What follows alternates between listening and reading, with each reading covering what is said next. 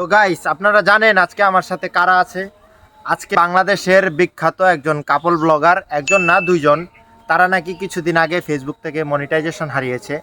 তো আজকে তাদের সাথে কথা বলবো যে মনিটাইজেশন হারানোর পর তারা কিভাবে চলতেছে, তাদের ইনকাম সোর্স আর কি বাকি আছে। চলেন আজকে তাদের সাথে কথা বলি। এই যে এ হচ্ছে আমাদের সেই কাপল ব্লগার যারা নাকি কিছুদিন আগে মনিটাইজেশন হারিয়েছে। তো আমি প্রথমে ভাবির কাছে জিজ্ঞেস করব যে মনিটাইজেশন হারানোর পর এখন তাদের ইনকাম সোর্সটা কি রয়ে গেছে, কারণ এটাই তো তাদের একমাত্র খাওয়ার একটা রাস্তা ছিল, রোজের একটা ইনকাম ছিল। তো ভাবি, মনিটাইজেশন হারানোর পর আপনার ইনকামের কি সোর্স আছে এখন?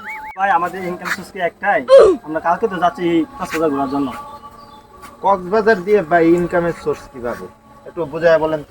না, কক্সবাজার কে যাবো, প্রত্যেক ছবি 200 টাকা, প্রত্যেক ভিডিও 400 টাকা, আর ফুল পার নাইট 10,000 টাকা।